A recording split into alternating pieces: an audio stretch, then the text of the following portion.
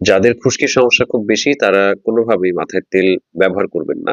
আমি জানি আপনারা যারা আমার ভিডিওটা দেখছেন তারা অবাক হচ্ছেন। কারণ যাদের খুশকি আছে তারা কিন্তু তেল ব্যবহার করলে অনেক ক্ষেত্রে তাদের যে চুলকানি থাকে বা খুশকির সমস্যা থাকে সেটা কিন্তু একটু মিনিমাইজড হয়ে যায়।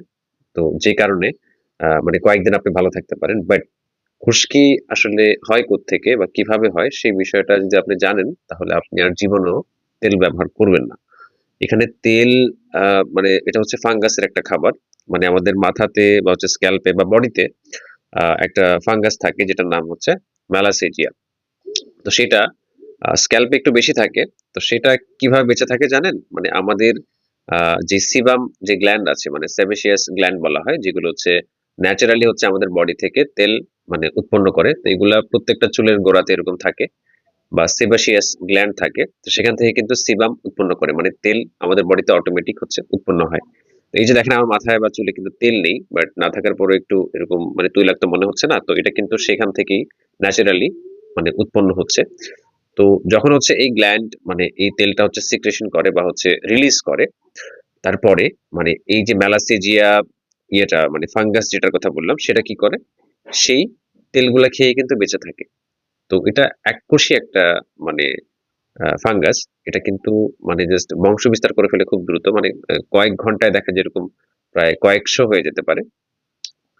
দ্বিবিভাজন সেল ডিভিশন প্রক্রিয়া হচ্ছে এটা বংশ বিস্তার করে।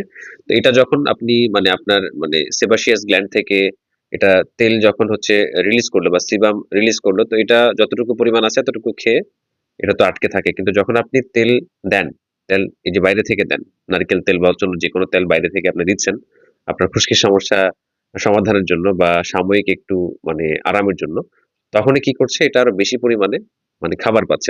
অনেকটা হচ্ছে বিরিয়ানি খাওয়ার মতো অবস্থা আরকি।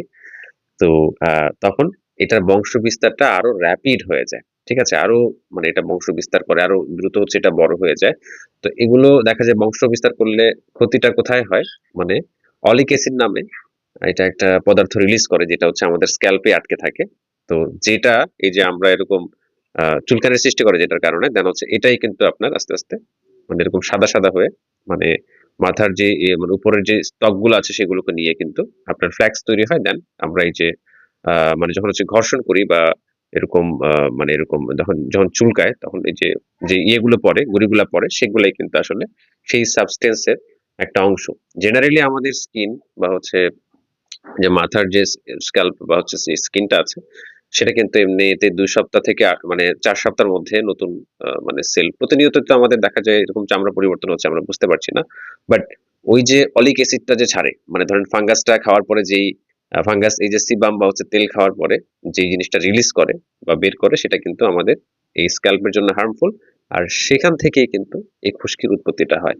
তো এখন আপনি ডিসিশন নেন। আপনি কি আপনার যদি খুশকির সমস্যা থাকে বা সেবরিক ডার্মাটাইটিস থাকে বা আপনার স্ক্যাল্প সোরিয়াসিস থাকে সেক্ষেত্রে আপনি তেল ব্যবহার করবেন কিনা এটা আপনার উপর ছেড়ে দিলাম।